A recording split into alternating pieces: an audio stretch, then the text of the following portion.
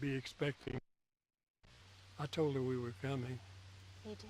Uh, Okay. of course, now if it's inconvenient, well, No. I can call and tell her later. That we would come later? No, This? yeah. Could you describe that to us? Show me with your arm. Well, beginning about that tree there, over here, where these trees are, had to all be cleared out. But that wasn't the big job. The big job was building.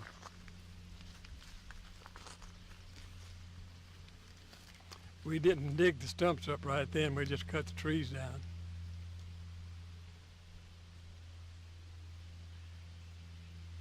Now, there were 2 mills, and you were telling me before about how many people. There were about 1,000 employees, Something like that, and you yeah. got 500. Could you tell us that? Yes, there's about 500 worked in each mill. That is for 2 shifts. And a part of the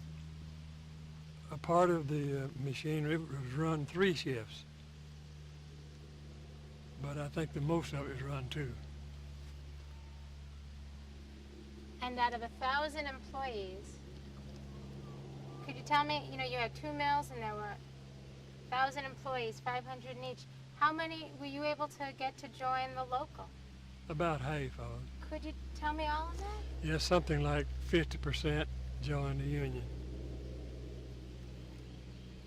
I'm not exact on that. And on Saturdays, was Saturdays when your meeting would be? Right, that's right. So could you tell me about people walking in here to come to the hall? Yes, I'd say about 80% of them would come up the road, and about 20% would cross up here and come down the road.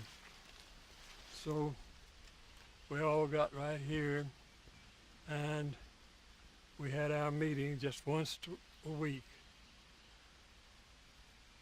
But that's about all I can say.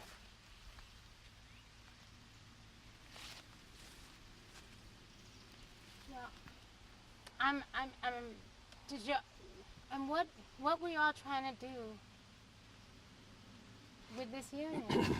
We were trying to get it extended to where we'd have more power, more strength, and if we had done that, then probably the union would have lasted, would not have broken up later.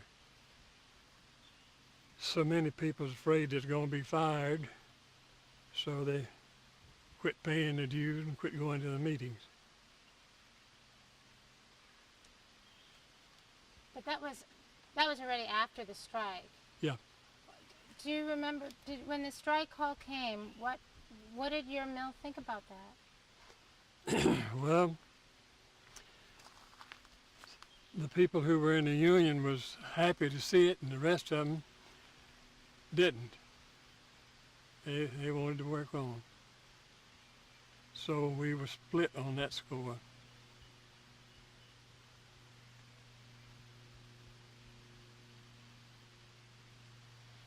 And what did you think about the strike? Well, I was in it. I was one of them. Yeah, I supported it.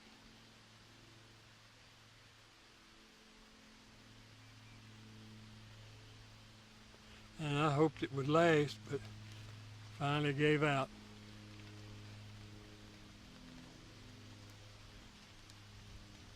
Why? Well, the people quit coming, quit paying the dues. Now that strike lasted 3 weeks. Remember? No, I don't remember how long. Sure don't. Seemed to me like it was longer than that. I believe ours was longer than that. All the mills didn't go back to work at the same time. So I think we were over a month. Mr. Kirby, why did you strike? Well, we wanted to raise the wages and cut down on the hours. At least I think that's what we were struck on. See, we had been working 55 hours a week. You take a family where both parents are working, they don't have time to do anything else. Just have a half a day a week. And if they got children, then we've got to take care of them during that time. Well, Roosevelt came in and he changed those hours, didn't he? Yes, he changed them. Do you remember? Can you tell me about that? Well, I think they changed the law, made it law. 40 hours was a standard work week. Anybody working over 40 hours, they get extra pay, 50% extra pay. So naturally they wouldn't want people working 55 hours and paying 50% for 15 hours. Do you remember what they called the stretch-out system? Did you have that problem in your mill? Yes, we did. Well, they didn't stretch the loom fixers, they stretched the weavers and what they call the battery fillers. Now, when I went to weaving here, they didn't have battery fillers. We filled our own battery and had 24 looms. And finally stretched out and gave each weaver 70 looms, but give them a battery filler. Do you remember when the NRA came in and the textile code came in? And Section 7A was put in place. Do you remember that? That's a little difficult. Okay. I don't think I remember that. No, that was the official legislation, the official law that FDR passed so that everybody had the right to organize. That's what they Yes, I remember that part. Right. Well, that was just what it was called, Section 7A. Could you tell us about that? Yes, but the companies didn't ever recognize that. They'd watch the employee that they wanted to get rid of, and if it made the slightest mistake, they'd fire him. Now, in my case, I had a loom that had been given trouble for years and years. Of course, I hadn't been assigned to that job but a little while. They kept me on the worst jobs they had. They moved me around. And there's one loom that had been given trouble, I don't know how many years, at least 4 or 5 years. It'd fix it, it'd break down, it'd fix it, it'd break down. Well, I decided I'd go and tear that loom all the way down to the crankshaft and build it back up right, of good parts. And it came stopping time before I got through. I didn't have it quite completed. And we were supposed to leave a bobbin on the front of the loom as a signal that it's being worked on. But somebody picked that bobbin up. I think it might have been the assistant overseer, I'm just guessing. And the weaver started that loom up, and it wasn't ready to start. So they blamed me for it. So they let me go. Were you active in the union then? Yes, it was. I was under the impression that after the strike. Do you think that they were giving you such a hard time because you were part of the union? Yes, I know that was it. Because the other presidents and vice presidents were fired. They watched them till they found where they made a little slight error somewhere and let them go. They made a big thing out of it. This was before the strike in '34? That was before the strike and after the strike too. soon as they started organizing, they started tightening down. Were you frightened? Well, when I got to thinking about it, but I didn't keep it on my mind all the time. The looms it's repairing, it's maintenance. Close by, Okay. and it was available. Okay, you know, do me a favor. I know this is going to be hard. When I ask you a question, could you try to take a little bit of my question and put it in your answer? Well, You know what I mean? I'll try. Okay, thanks. Well, this was close by and available, so we took it. Was it private? Would you say that was that? Yes, it was private before. The man that owned this land lived about 200 or 300 feet up the road, and he wasn't using this land for anything, so he just let us have it. He didn't work in the mill. He ran an ice plant for the company. Company had an ice plant down there near one of the mills. But back then, the refrigerators were not in good yet. So everybody had an ice box. And everybody bought ice. They had a wagon. Well, they finally got a truck, but when we moved here, they had a wagon that hauled the ice around. 2 mules or 2 horses. Was he was this Iceman sympathetic? Would you say he was sympathetic to the Union cause? No, I don't know. I never did hear him say. I think he tried to be neutral. I believe he did. I never heard him say one way or the other, but I talked to him a good bit down at the ice plant. We usually got our ice when the wagon went around, but sometimes there was nobody there to get it and have to go down to the plant to pick it up, carry it by hand. And what did you think when you first heard about the Union starting up? Could you tell me that? What I first thought? Well, I had no idea that we were going to start one. It didn't seem logical to me because nobody there believed in it. At least they hadn't at that time. They thought that's something back north,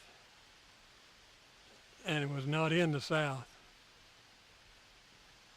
So I didn't take it seriously until some men began to group up and talk about the Union. And then I began thinking about it. So I began to group up with them.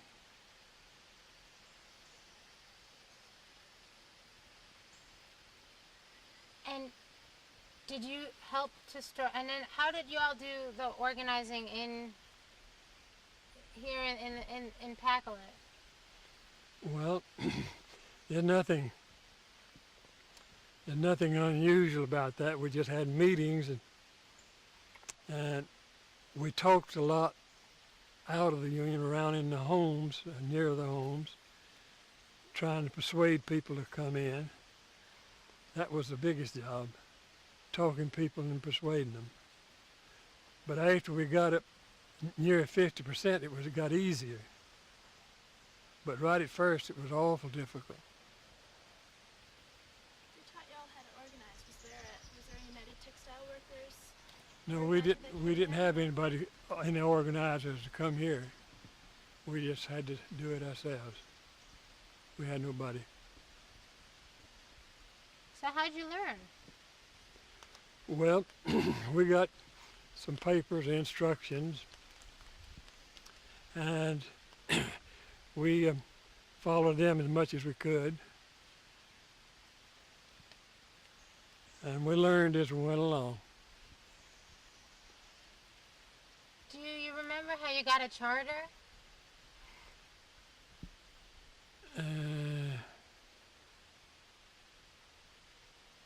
I don't remember much about that. Mr. Hughes is the one that handled that. Did your local here have anything to do with other locals in other parts of South Carolina? No. And we had all we could do here trying to get members. We didn't go to other places. Yeah, we had it pretty hard.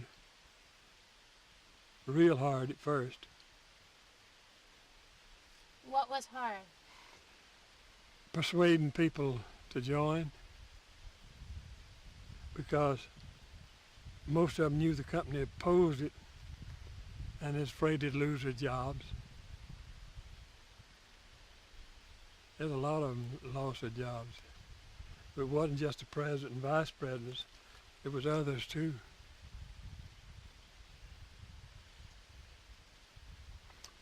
My brother-in-law lost his job and he was a night watchman.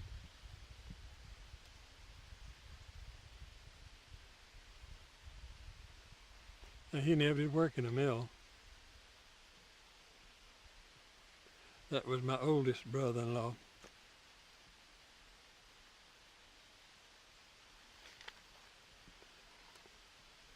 And he lost his job.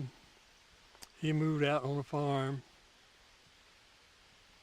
But the weather didn't help very much, so he stayed out there about 2 or 3 years and got him a job somewhere else.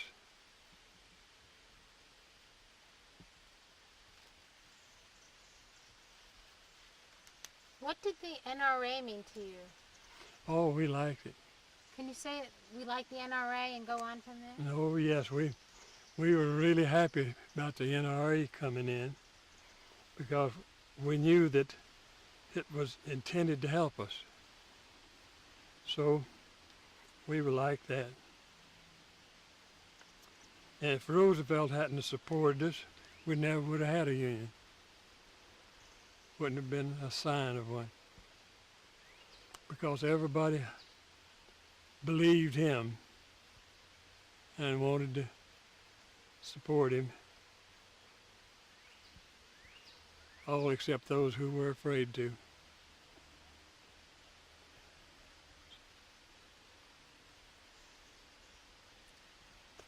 What did you do about, okay. Can you talk about that fear? Yes, it was real bad at first because What was that? Can you talk about fear and name fear and then yeah, the fear was prevalent just about everywhere because everybody realized they might be fired. So everybody was real careful of what they did and tried to not take any chances. But they usually could find something to fire them over, no matter how good they are. And did that happen a lot? Yeah. Could you talk about that happening? Yes. One of the presidents was Mr. Hughes' son, and he was fired. And then Mr. Hughes was fired. And some of the other presidents were fired. I can't recall right off who they were. So when were you appointed? I mean, were you appointed president, vice president after a lot of them were fired or early on? Well, they started firing them when they first started. A few, not many, but a few. And I believe I became vice president while we were still meeting in the hall. And there was a time when I was undecided on whether I wanted to stay in the union or get out, because I felt like I was going to get in trouble. I felt some drops of rain. I felt two. One of me hit me right here on the shoulder. The sky is falling, Chicken Little.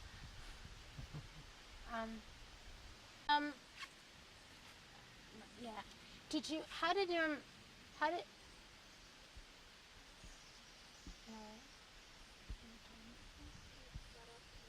yeah, the NRA, how did you, how did you hear about the NRA at first? Well, And say it's the in the, NRA? it was through the newspapers. That was about our only source at that time.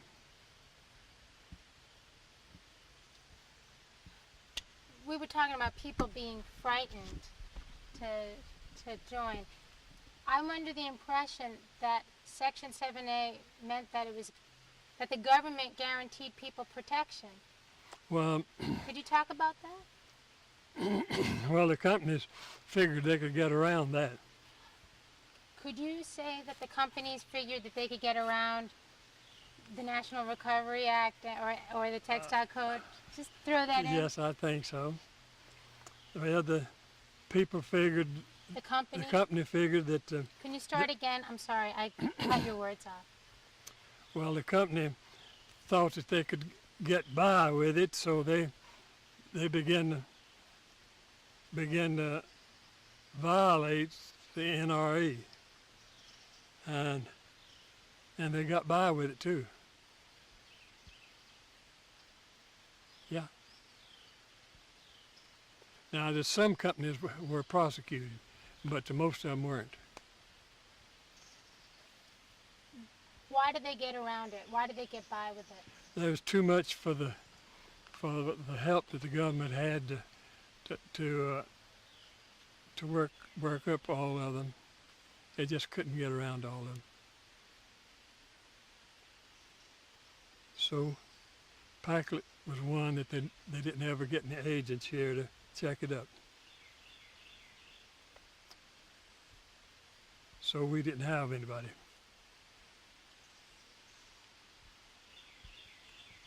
Was that one of the reasons why you went out on strike? Well, it may have been, but the main factors was we were wanting better wages and less hours. Now, Mr. Kirby, it seems to me that actually with the NRA and the 40 hours, you got less hours and Well, you got more wages. We did later, yes. No, you did right after the NRA went into effect, didn't you? Yeah, that's right. So if you were getting less hours and more wages, and you had the right to organize, let's put that together. Why do you think y'all had to go out on strike? I think you nailed it before, that they were getting away with getting around. Well, I don't remember too much details about that, but it's because we wanted recognition was one thing. We sure didn't have any recognition. The company wouldn't allow our leaders to talk to them about the problems. And we were wanting several other things too.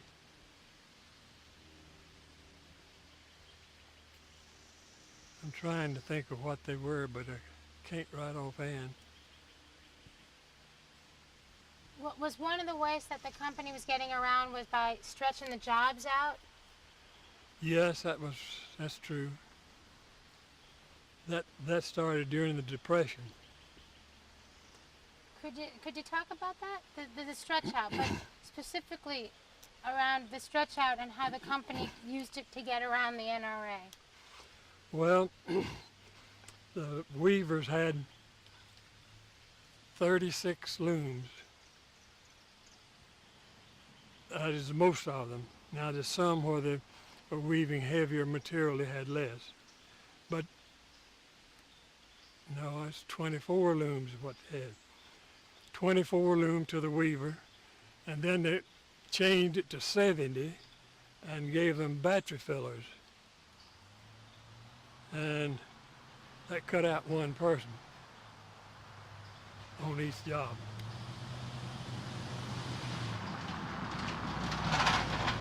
How would the company get around the NRA regarding the stress job? Well, it's just because they never had any opposition. The government agencies had more than they could do, so they never did come here. And the people here didn't know how to make a case in court. Nobody knew how, so we just had to let it go. Did you feel let down by the national union and the government because they didn't come in to help? Well, they didn't come in, Could not you say, here. Could you say the government didn't come in? Yes, the government did not come in here because they didn't have enough agents to go around. And we kept hoping some would come, but never did. Did you write to them? I would imagine Mr. Hughes did. I'm pretty sure he did, but I couldn't say. Did you know that Southern textile workers were writing lots and lots of letters to the government to talk about that very issue? No, those things were discussed at meetings, and Mr. Hughes did all the writing. Could you say that? We discussed writing letters to the government at the meetings, and then who did the writing? Could you say that? Yes, these problems were discussed at the meetings, and our secretary, Mr. Hughes, he did the writing. So he handled all that, and I don't know what he handled. Did the local union tell the national union what was going on here? I don't know. I would imagine so. That would have been Mr. Hughes' job. Do you remember hearing from the United Textile Workers of America, you said that you got a packet that told you how to organize. Yes, we got that. But that's all. Who you got that from? Could you say, the United Textile Workers of America sent us? I don't know This packet? I don't know where it came from. It might have been sent to us that way, but I don't know. Did you know that the general textile strike went on all over the country? Yes, I knew that. Could you talk about that? Mainly the South. Well, I think most mills in the South went on strike. Now, there's a few that had no organization at all that did not stop, but most of them did stop. And some of them started back up before there was a settlement. But we finally got a little bit of adjustment, so we started back up. Well, we were going to soon have to anyway, because we had no income and money had done run out.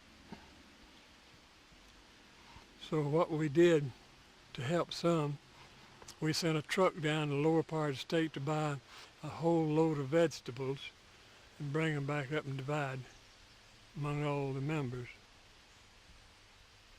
That helped a lot because they get it cheap buying it direct from the farmer. Where would you divvy it up here? No, it would be distributed at the homes. See, they had a car or a pickup and went around and stopped at each house. That way they'd know when they got around, because if people come in all together, anybody who wanted to could come in again. But when they stop at the houses, and they know it's been taken care of. Did you feel like you could, during that strike, tell me about the picket line and how you all kept the organization going? Well, we had different shifts for the picket line.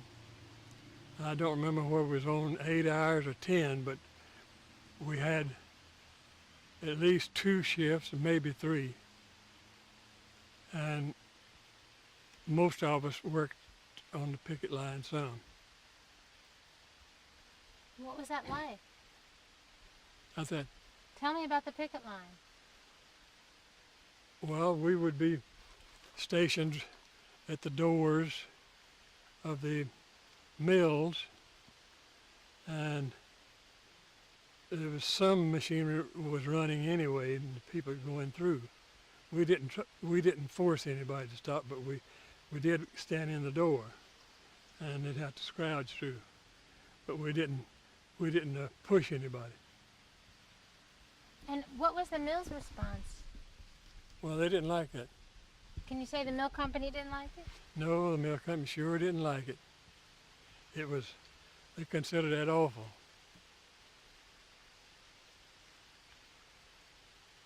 And what did they do? Well, they fired some of us, and some of them they didn't. Some still worked on after it opened up. But there's a number of us that got fired. Are you included in that group? Yes, I was. I was along close to the front. There was some fired ahead of me, but not many. Why you? Well, they just thought I was one of the leaders, so they wanted to get rid of all the leaders.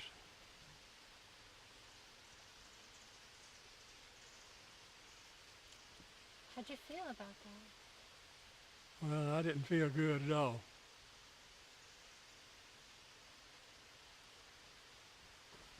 Well, it's about 12 o'clock. Okay.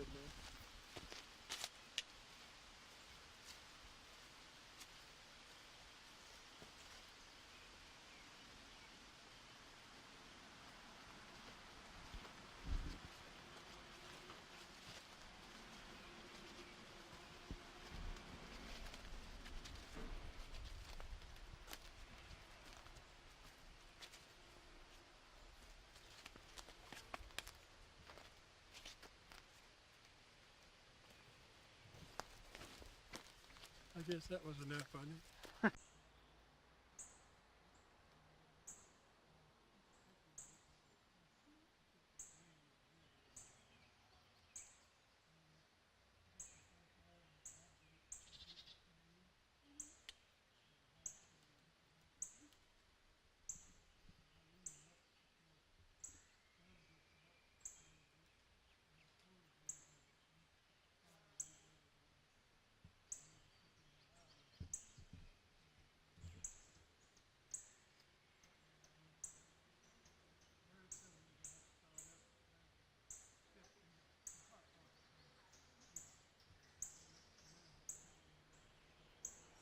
These are me back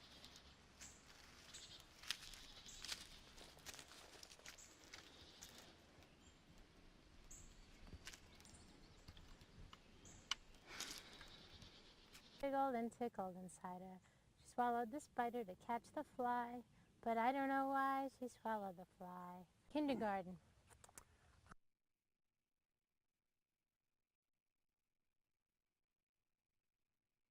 Yeah. Oh, you are. I sure am. I don't want your blood sugar low. How about one? One? Well, Well, okay.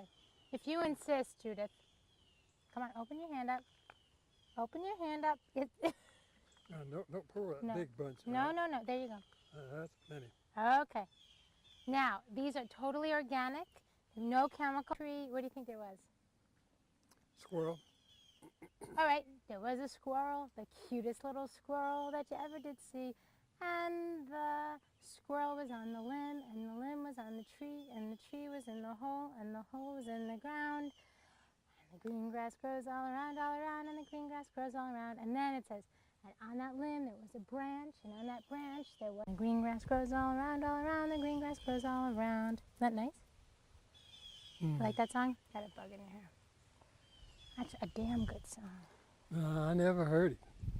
There's another one of those. Say it was in kindergarten? Yeah, I but a famous singer named No one wants to increase their blood sugar. Okay. Well, we just sang. I guess you heard. We turned you on. What? We turned you on. Oh, you did? You know that song? You know that song. You could have turned me off. I guess you couldn't turn me off, eh? We could. But you didn't. Well, since I entered middle age, my legs are not as good as they used to be. They're getting tired. You getting tired?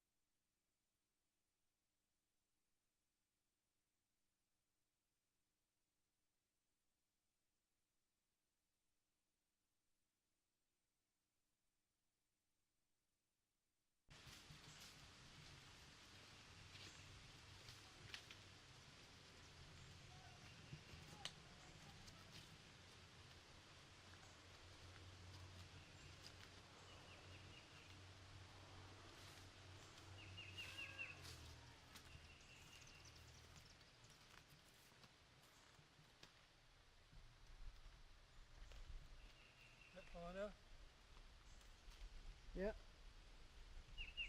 Maybe you could just walk around there and.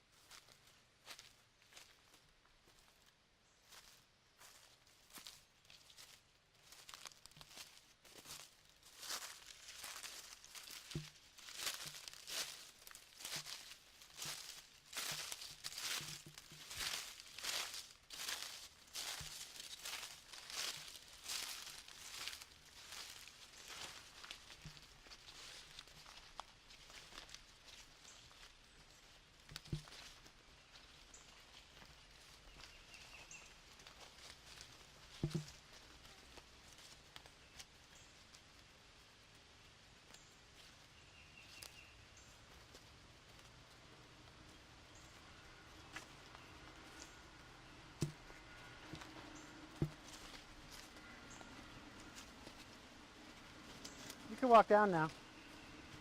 You go down to the car. I'll come.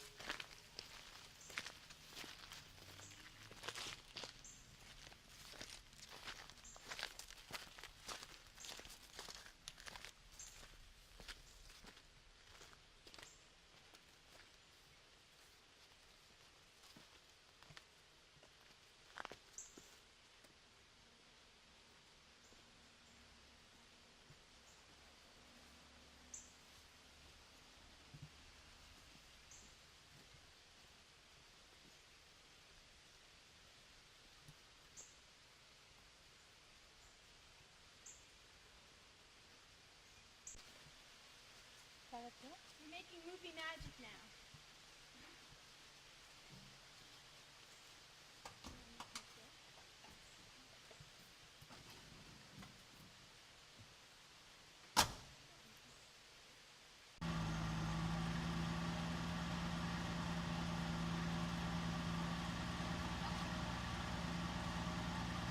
You know what? You could drive away and then I'll meet you, okay? to peace, past those trees, and then I'll meet you.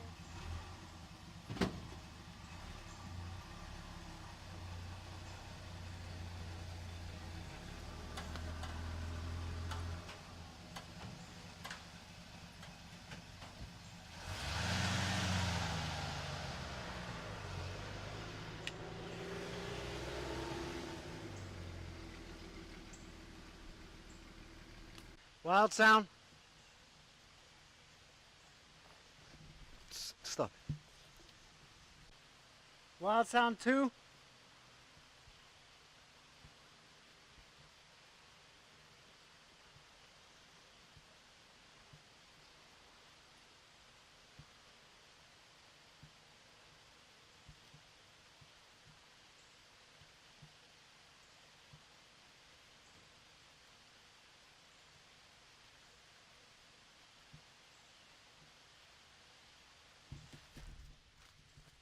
Wild 3.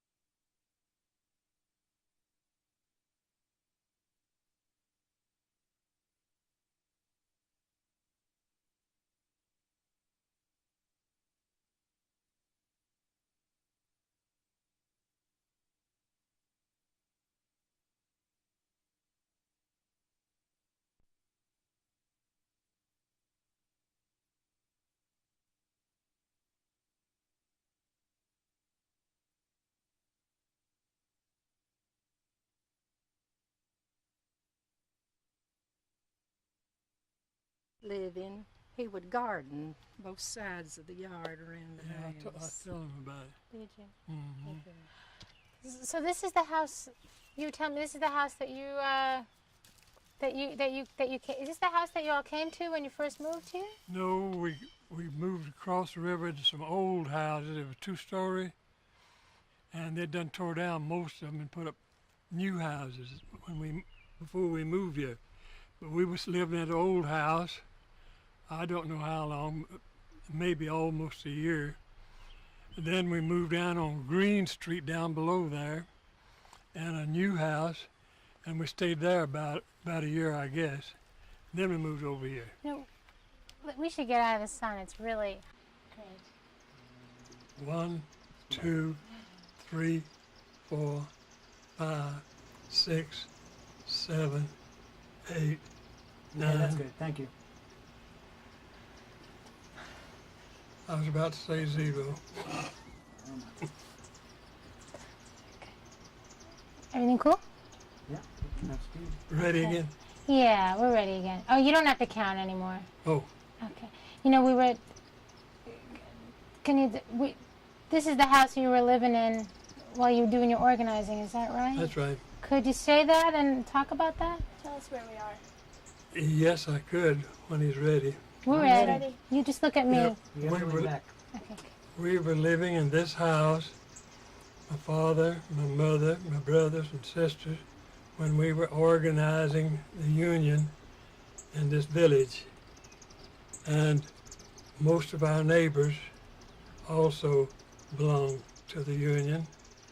And we had a good time at the meetings because we were all friends.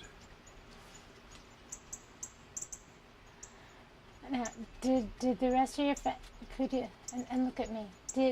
Who in your family joined and how did you talk about it in the house? Well, all of them joined down through, I believe Louise might have been the youngest one that didn't, because others were going to school. I think she was a member during the union days. Well, we'll have to ask her. Uh, Are you getting a little sleepy? no, not much. Not much? No. Okay. Can you cut this?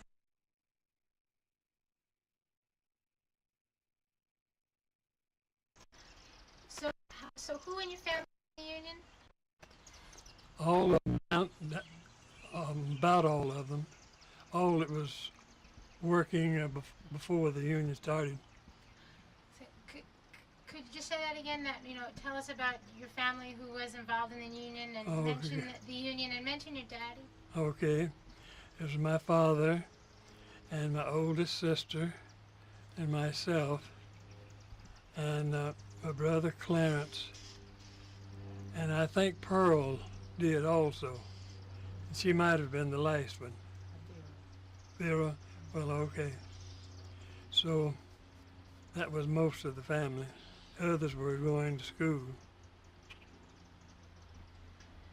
Now, so did you talk union back in the house? Yeah, we did. Can you talk about that? I don't remember much about what was said because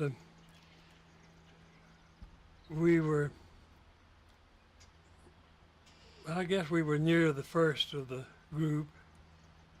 Not the very first, but we were early in the selection because we believed in President Roosevelt and he advocated a union.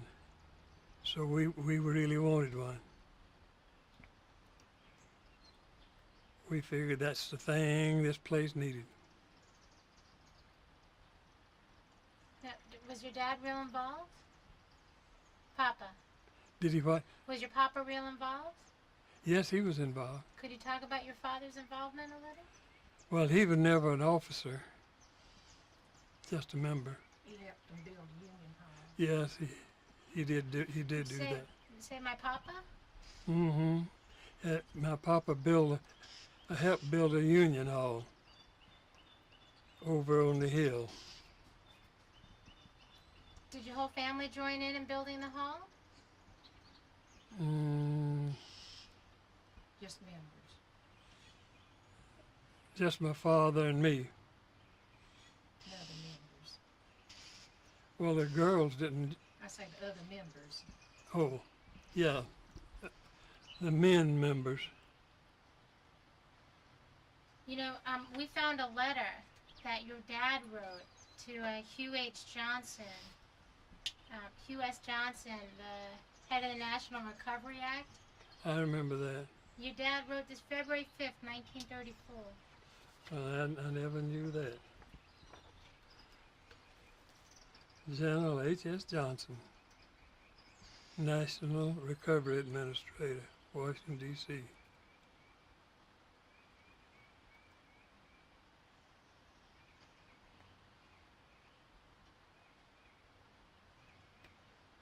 you want to read some of that to us? Beg pardon? You want to read some of that for us? Well, I'm reading it so slow I'm having to spell some of the words. I wouldn't. Okay, take your time.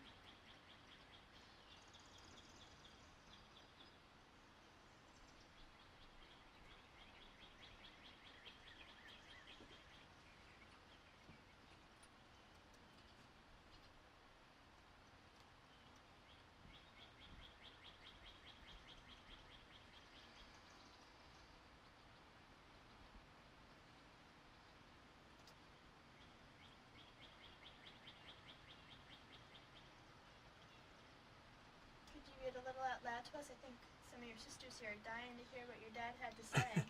Well, I'm just like 2 more lines and I'll be through.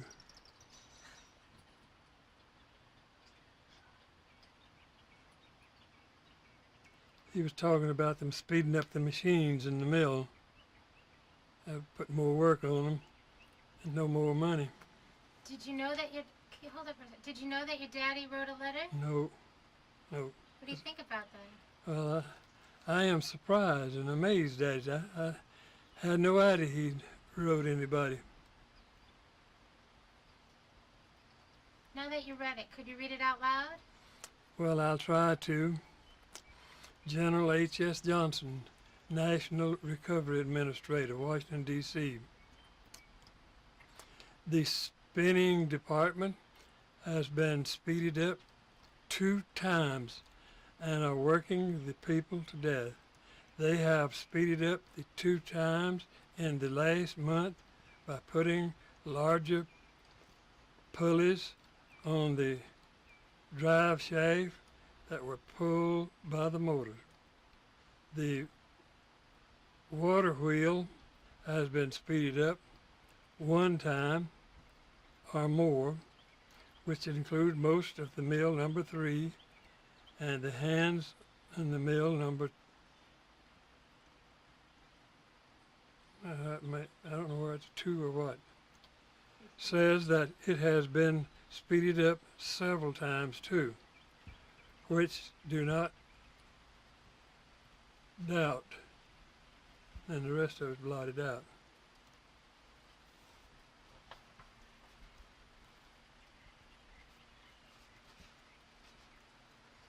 Then he says, go on, he says,